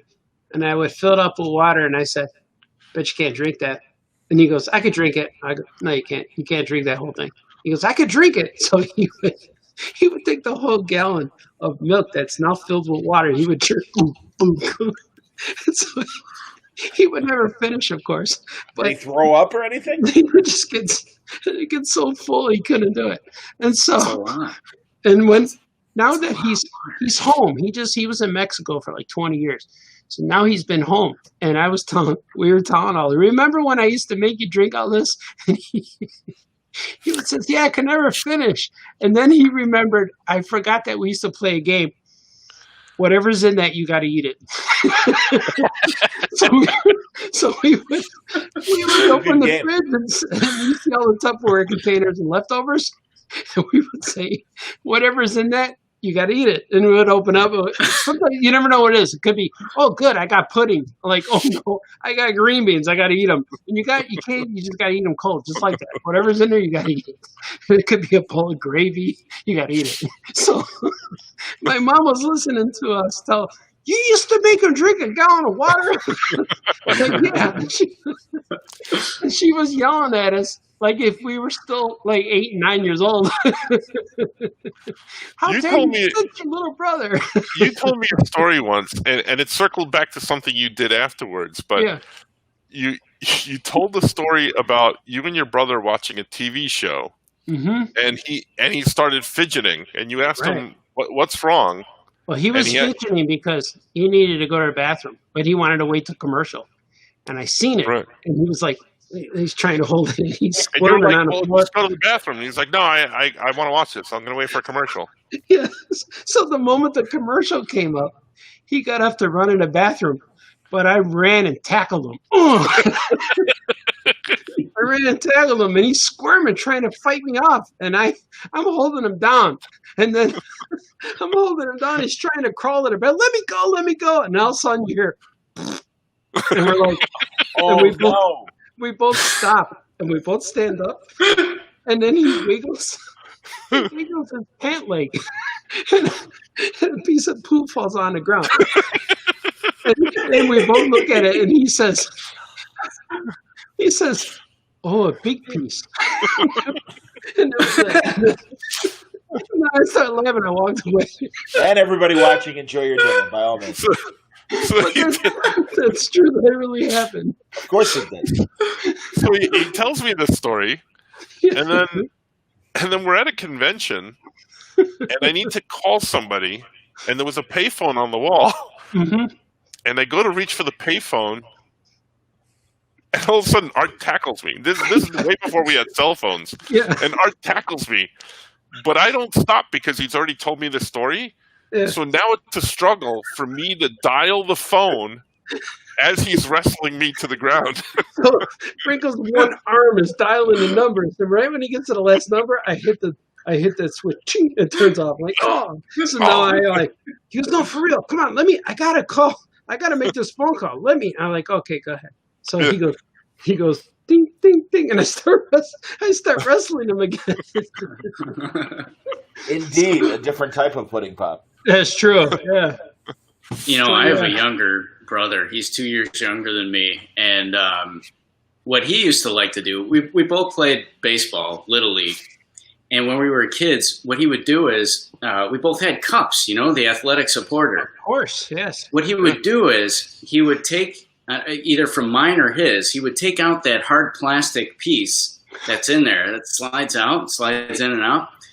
And I'd never see it coming. I'd be sitting there watching TV. He'd come up from behind me, and he'd take that triangular plastic piece, and he'd push it up against my face like an oxygen mask. And he would yell. He would just yell, breathe, breathe. And it always took me a second to realize what was happening because I couldn't see it. So he's holding this thing, and he's going, breathe. And I'm like, oh, my God, it's the cup. Get out of here. It was terrible. Because, you know where that thing's been. It's been everywhere he has been. Exactly. Holds the tenants in place. Tenants, Yeah. It's holding them in their apartment for quarantine. All sweaty down there. That's rough. That's rough. I never did Freeze. anything like that with my brother. No, I made you him eat just stuff. made him poop his pants because he Poop his pants, made him poor eat kid was stuff. trying to watch a TV show. It's a big piece. It's a big one. It's a big My piece. brother had all the best one-liners because Grandma would cook for us, and Grandma was I had a Southside Irish grandma. She was tough. She didn't care if you were arguing. If you argue or snitch on somebody, she'd call you a snitcher. Stay in the house. You don't go outside. I'm like, why?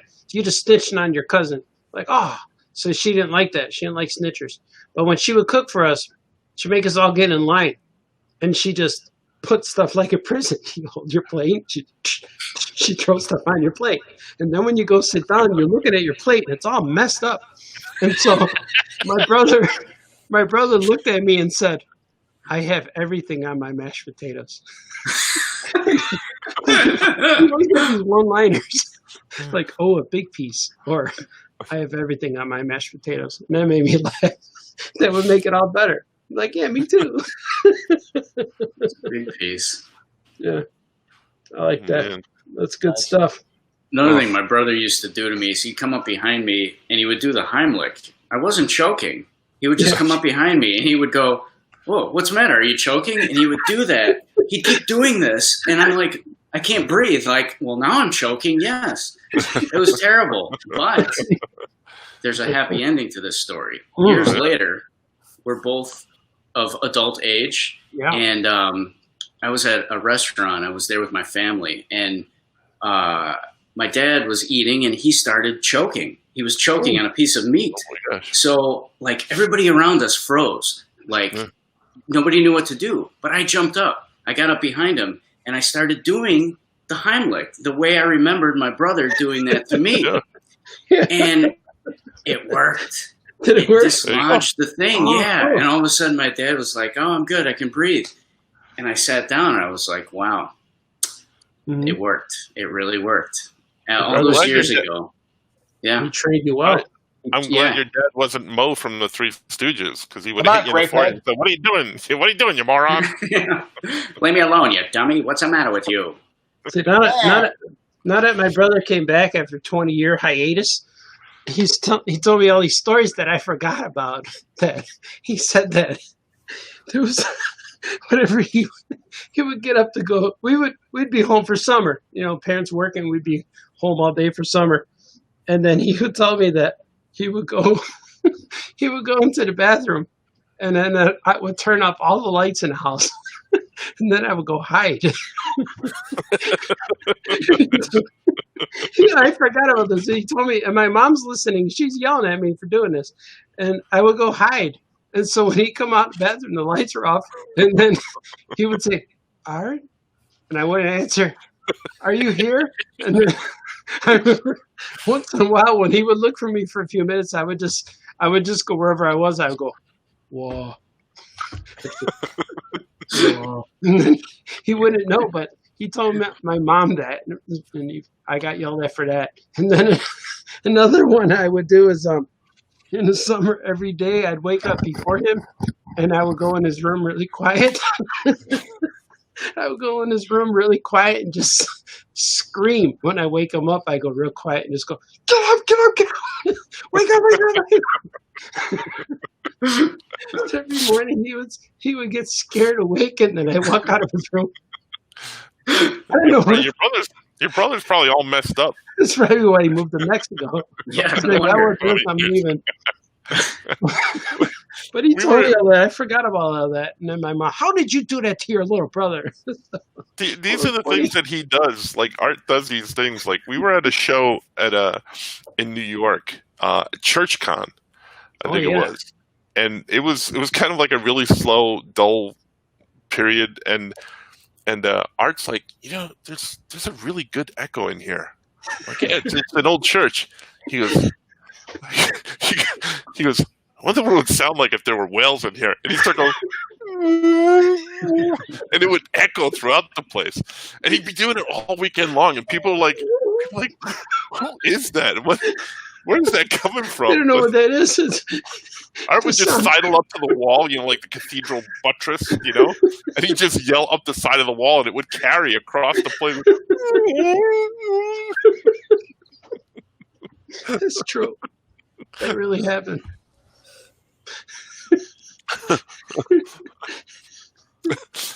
Yeah. Church cons, they were the worst. Worst. I remember that time we would get church con, the guy would be generous to give us an artist alley space. It was like $30 for a table, something like that. And he said, well, give me the money after. And he'd give us a little table, but then we're doing really good. I says, whatever's in there, you got to eat it. Everyone's new quarantine diet. I like that. That's how you get rid of leftovers. But we were in this church con. We're doing really good. And then all of a sudden, one of the Playboy centerfold models show up, And the guy says, "Oh, you got to move. We got to give this table to this lady." Like, oh. So then he moved me around a corner. I was by a fire exit door that it wasn't even in the aisle. It was off to the exit. Nobody even knew I was there. And I said, "No, I'm not selling any books here. You got to move me again." So he gave me a little bitty table in the center of the aisle, like next to a pole. Yeah, he's sleeping. Yeah, he gave me next to a pole. Yes, I am, because there's such scintillating talk. Continue, please. Well, he gave me a table next to an aisle, next to a pole, and then all of a sudden, one of the naked Playboy models said, "I'm hot." So he turned on this giant fan that's like one of those fans that make weather in movies. It was a huge, giant fan. And he turned on the fan to get the air breeze through there, and it blew all the stuff off my table all over the place. And plus, me being set up in the middle aisle, I was creating a bottleneck in that aisle. So everybody's like, "Oh, I can't get around. Oh, I can't get around." And so they ended up moving me like 3-4 times throughout that show. And then finally, the guy came in and wanted us $30 for the table. And I said, "I'm not giving you $30 for a table.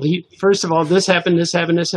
And he goes, "Well, I'm going to send Lou over here to collect." I'm like, "Well, go ahead, go send Lou." And he goes, "Oh, Lou's my guy, you know." And so Lou came over to me, and he was a real tiny guy. He was like a 5-foot guy, redhead, little beard. And then I told him my situation, and he went, "All right, forget about it. You don't need to pay." We'll edit all that out. That wasn't a good story. You know what? In my mind, I edited it out when I was had my eyes closed. Yeah, I know. Did they call it ChurchCon? Was that the name of it? ChurchCon. Did they really call it that? It was called Big Apple Con, but everybody called it ChurchCon because it was in a church basement. Was that guy? He was definitely involved, but no, it wasn't his show. No. But we did know him at that time. The guy. What was Jimmy Jawa? What was Jimmy Jawa from? Jimmy Jawa was so I could do my Jimmy Jawa story when you're done, by all means. Yeah, Jimmy Jawa. I would go to conventions and I would see this guy. He's a little person, dwarf, if you will, and I would see him and just say hi. And then when I met him, he told me he knew my uncle. I'm like, okay, my uncle in Wisconsin Dells has an antique store. I'm like, oh, cool. But I thought he was a Star Wars. So I thought he was a Star Wars guy. I thought he was a Jawa from Star Wars. A little person actor, absolutely. Because at this time, it was Star Wars was promoting the Men Behind the Mask tour. So they have Chewbacca and Vader. They were all there. Yep. And that's when I met him. And I just thought he was a Jawa. But it turned out that he was actually he's a promoter for a lot of the local shows like DuPage County, King County. Yeah. And so when he said he knew my uncle, I'm like, oh, that's cool. I guess my uncle met the Star Wars guys at one point. And then I just named him Jimmy Jawa because he said his name was Jimmy. And now everyone in that circle of promoters calls him Jimmy Jawa. Jawa, yeah. And then one time before a Wizard show, when they were setting up, Artie introduced me to him. And he's like, "Oh, Johnny," he goes, "You've heard me talk about this guy. This is Jimmy Jawa." I'm like, "Oh, nice to meet you." And I extend my hand, and literally he goes, "Hi, how you doing?" I'm like, "Yeah, I'm not shaking that hand right now. You'll excuse me, phlegm hand. I don't think so." Elbow bump. Mm-hmm. Nice to meet you. How you doing? How's it going? Jimmy Jawa. And he still invites me to the shows. Once in a while I'll go, but he's all right. He's cool. But yeah, I thought he was a Star Wars celebrity, but he's not. He is not the Sox guy. He's the sock guy. No, the sock guy was the guy I knew when I was setting up at the flea market. With your uncle? No, me and my friend Bob were selling Power Ranger toys. I was this was before I was famous cartoonist, before Cray Babies, or around that time maybe. It was around 90s. It was my lost year, maybe 93. Oh, 94, man. Somewhere around there. Mysterious lost year. Yeah. But I was setting up at flea market selling toys, Power Ranger toys, right before Christmas, and we were making a lot of money. But outside, it was snowing, and there was a few tables. There was one table with a whole pile of socks, and there was one guy with a winter coat. He had the hoodie. All you saw was his nose sticking out because he had the scarf. You see his nose, and all he would yell is, "Socks!" Yeah. And that was it. It was like 5 socks for $1. I bought those socks too. Five socks for $1. 5 pairs of socks for $1. Okay. Yeah, not the glove, not like 3 gloves for $1. Well, yeah, wait a minute. I think it's like, how many boobs did you think I saw today, Marge? 15. And then he passes out. But yeah, that was cool. That was the sock guy. You made it into one of my comics, dude. He's a good man. Did you have to make your own pairs of socks out of the pile? Did you have to you put buy them together? bundles. It's like bundles. I don't know if it's 3 for $1 or 5 for $1, but you get bundles. Yeah, I'm sure they mysteriously fell off a truck. I don't know. We don't know how we got them exactly. They were good for 1 or 2 washes, and then that's it. They'd fall apart. Not even good socks. And for $1. Yeah, exactly. What do you spend for 5 pairs for $1? Like when you're single and 20 you have an cents a pair. apartment. Well, when you're single and I have an apartment, is it cheaper to buy a new pair of socks for $1 or do the laundry? What's cheaper? So I just buy socks. That was a Jerry Lewis quirk. He would only wear socks once, and he would donate. They would donate his socks. They'd wash them and then donate them to shelters and stuff like that. But yeah, he had a fetish about not wearing socks more than once at a time. I like that. Is Frankel sleeping now? No. Yep. Oh, okay. They shouldn't wash the Jerry Lewis socks. They should keep them That's right. as they were worn. You got a little bit of my sweat in Mrs. Mellon. But he was always nice to me. Like mystery grab bags of socks. No, not even close. Mystery grab bags of socks. But it would be a mystery if you know it's socks in the bag? It's not really a mystery. It could be something else. You It never could know. be a mystery. Could It be might a be Mike Norton mystery. Julie, look at all those socks. It's 5 for $1. I wonder what this means. This What is is a the mystery. stock after you get 5 of them, Julie? There's only 6 socks and 4 pairs. What? I've only got 2 feet. How am I supposed to wear all these socks at the same time? Only 3 gloves in this bag. Put the pugs on. Actually, I know a use for that 5th stock that it could cover. Yeah. Boy, oh boy. Boy, oh boy. Oh, boy. If you're just joining us, this is the Oh Yeah Podcast Live. Now, in this case, that's a fair comment because people might be coming mid. They might be discovering Sure. the This feed. is live. That's right. We're still live. We're watching. I tried to link it to A screening party. Facebook. Yeah, but I couldn't. I don't know how. That's I all don't right. know if you can from a group. I'm not sure. It ends up echoing a lot. But conceivably, we could have even if Scoot is here, we could even have one more person and do 6. Ooh, Oh. we could do sex. We could do one of those party lines. Call 900-428. You'll have a great time. I was like when they did that on Simpsons, and it was all guys. It was like the Sea Captain and Krusty and Sideshow Bob and all these people, or Sideshow Mel. Don't make fun of those commercials, Johnny. In the 90s, they paid for my my rent. Oh, that's right. Why, were you a sex operator back then? I worked on a bunch of those commercials. Hello, this is the Dark Avenger. Yeah. Hello, color. What are you wearing? What are you wearing right now? Khakis. If you go on YouTube and you search all the there's a Tony Randall tax one that I did, and there's a I did a bunch of them with Grandpa Al Lewis. Grandpa's hotline you could call, and he would tell you it's Al scary Lewis. stories. Call Grandpa. I'll tell you where you can go. Yeah, he would laugh. He was awesome because he was actually legitimately funny, but had the craziest jobs. He was a legitimate basketball scout for the Knicks, and we had him on the Score, our sports radio station, several times. And he really didn't know what he was talking about when it came to high school and college basketball. He was amazing. So, but yeah, and then he had his restaurant, of course. Yeah, Grandpa's. Was it called Grandpa's? Yep, in Manhattan. Yeah, it was in Manhattan. Didn't he run? He ran for something too. Yeah, he ran He ran for governor of New York. Yeah. Chris Erickson says, when I moved to Chicago in 2004, there used to be a guy at the corner of Fulton and Damon, and he was always trying to sell socks to people at the red light. Yeah. Sure. That makes sense. Sock guys need to stay in business. I had a girlfriend that was going to DePaul, and I would always, on the way to seeing her, there was a guy on the street selling bouquets of flowers, and I'd always buy a cheap bouquet and give them to her and stuff. Honey, yeah. honey chips. That's what I'm she glad. was called. I'm glad you were able to stay with that person because of all the cheap flowers. I broke up with her. I love you, Yoko. I did. Probably all the money you had to spend on those cheap flowers. Exactly. It's not worth it. Yeah. All right then. All right, good. I'm glad that joke landed. Okay, Exactly. keep going now. Good story. Good story, Yoko. Keep going. That's great. Yeah. I liked you better when you were asleep. That was funny when you were asleep. I 3 didn't. times, I could but I'm care not less. counting. I like how Art had Yoko's girlfriend calling him Yoko. Her name was Honey Chips. Hi, Honey Chips. No, she didn't talk like that. Thank you. I'm gonna tear you. She had a good, she had a good Why voice. did she sound like the gorilla that was after Great Babe?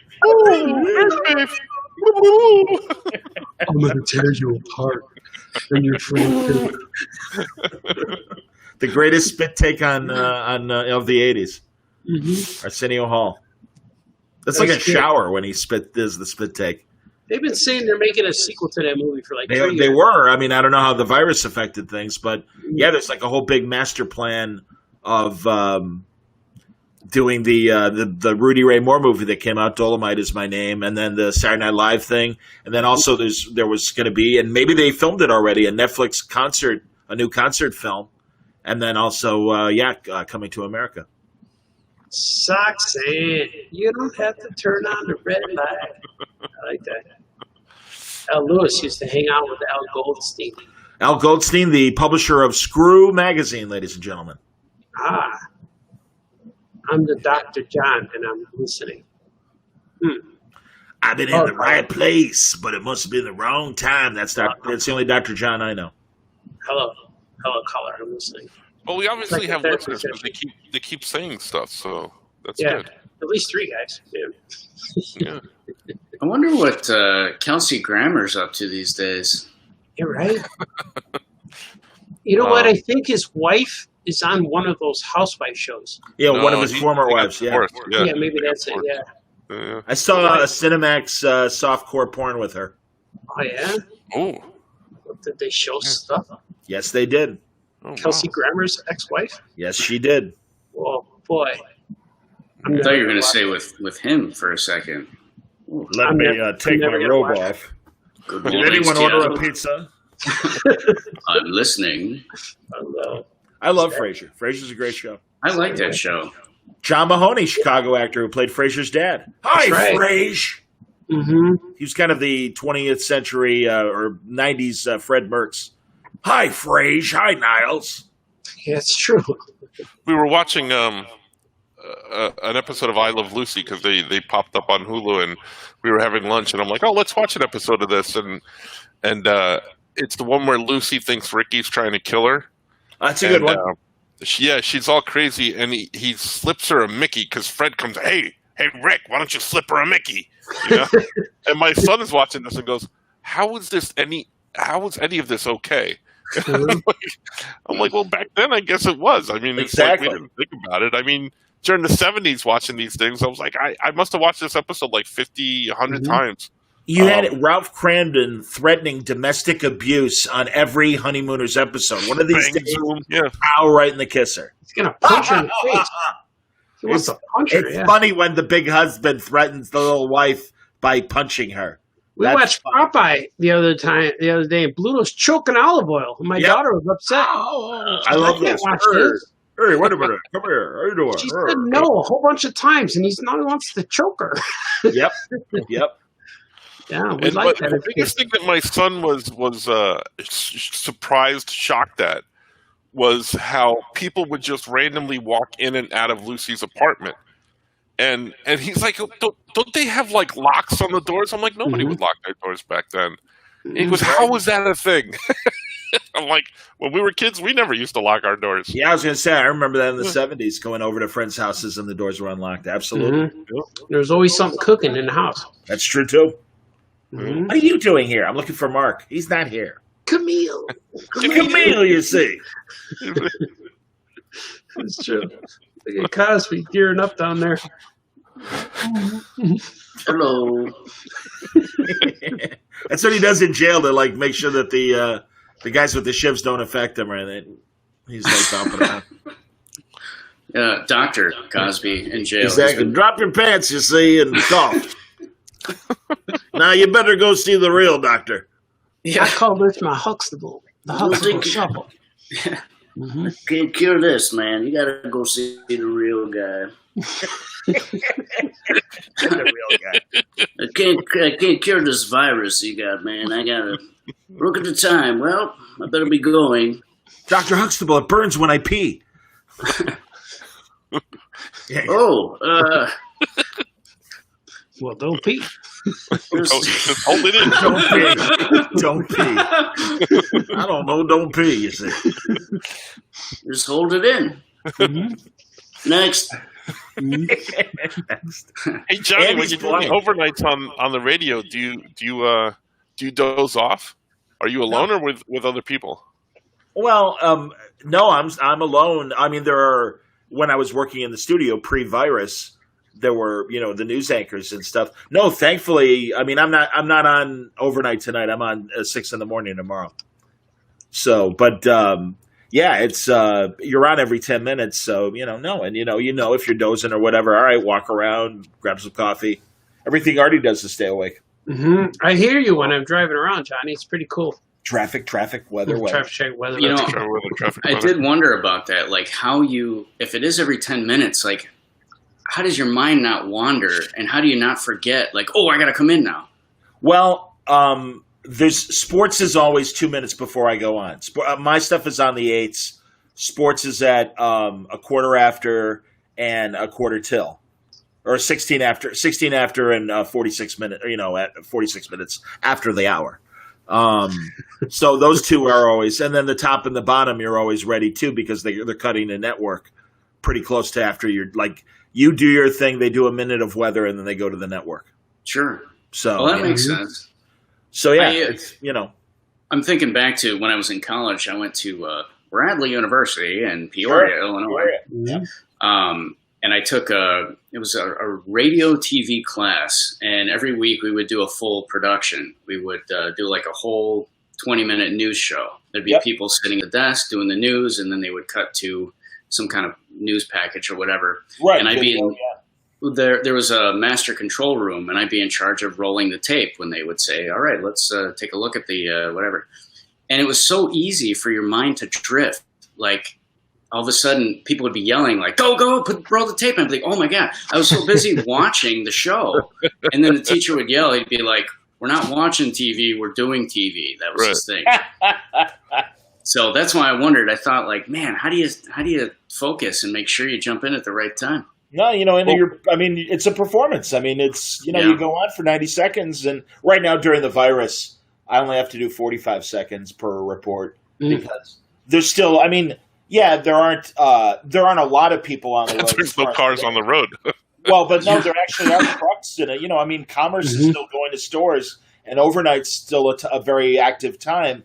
And in fact, during my shift, I was on overnight Saturday night into Sunday morning, and 3:00 in the morning, a freight train derailed, and they had to close 2 metro stops for people that are still using public transportation.